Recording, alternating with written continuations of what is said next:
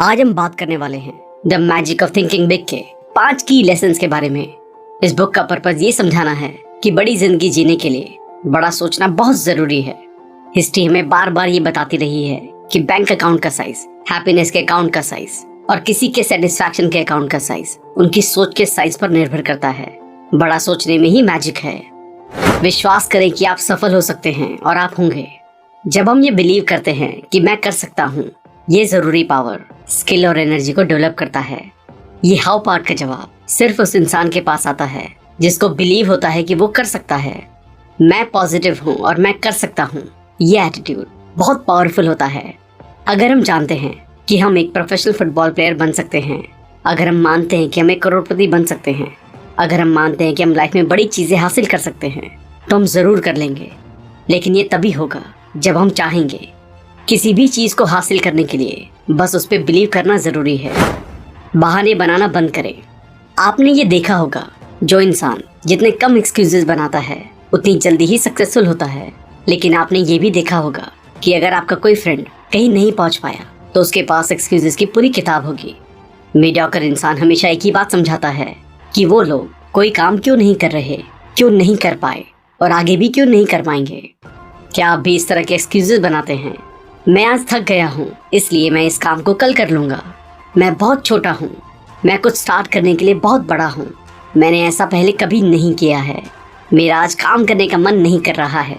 मैं अभी इतना स्मार्ट नहीं हूँ। मैं इतना लकी नहीं हूँ। ये बहुत टफ है।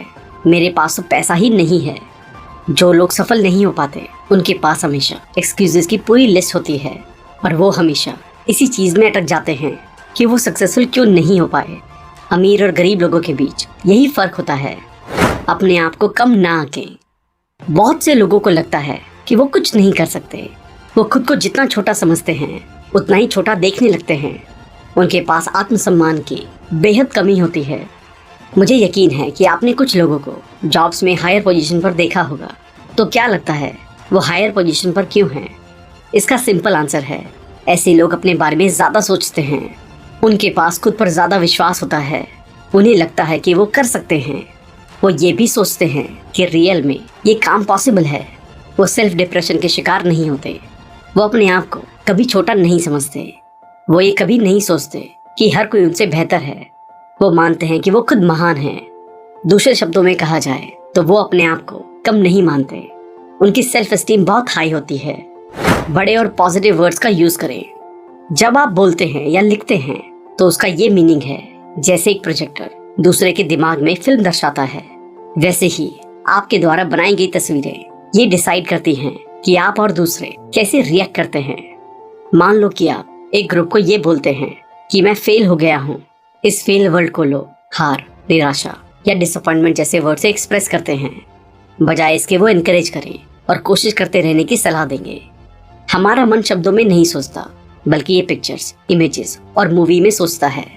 जो वर्ड हम यूज करते हैं, हमारा दिमाग उनको इमेजेस और मूवीज में बदलता है। जब हम पिंक एलिफेंट कहते हैं तो हमारे दिमाग में पिंक एलिफेंट की पिक्चर बनती है।